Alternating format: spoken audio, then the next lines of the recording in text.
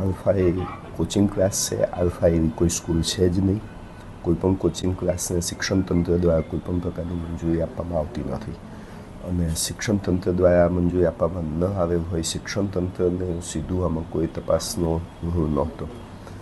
Police તંત્ર દ્વારા આની તપાસ કરવામાં આવી હતી અને જે વિદ્યાર્થીઓની યાદી પોલીસ તંત્ર દ્વારા અમને આપવામાં આવી હતી એ યાદીમાંથી અમે જે વિદ્યાર્થીઓ કઈ જગ્યાએ અભ્યાસ કરી રહ્યા હોય એનું સંશોધન કર્યું હતું.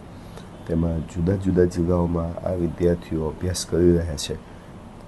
શાળાઓમાં જુદી જુદી શાળાઓમાં વિદ્યાર્થીઓના નામ છે તેવું અમને જાણવા મળ્યું હતું.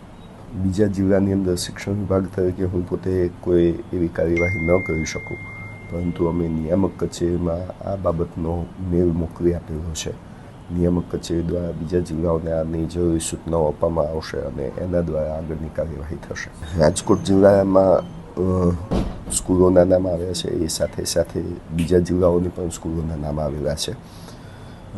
બધા જિલ્લાઓમાંથી દાખલા તરીકે અમદાવાદમાં 8 છે, અમરેલીમાં 95 વિદ્યાર્થીઓ છે, અરવલ્લીની અંદર 10 વિદ્યાર્થીઓ છે, કે સોમનાથના 48 વિદ્યાર્થીઓ છે, જુનાગઢના 29 વિદ્યાર્થીઓ છે. આમ જુદા જુદા જિલ્લાના જુદા જુદા વિદ્યાર્થીઓ આ જગ્યાએ ભણતા હતા.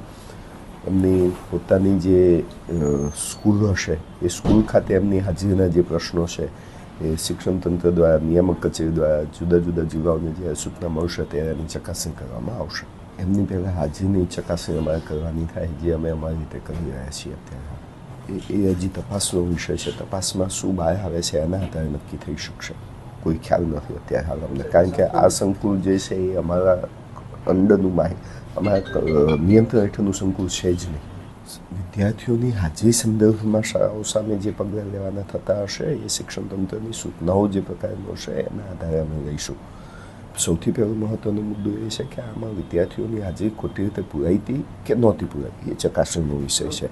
રાજકોટ જિલ્લાની જ્યાં સુધી બાબત છે ત્યાં સુધી આ ચકાસણી અમે અમારી કક્ષાએથી કરી રહ્યા છીએ અત્યારે.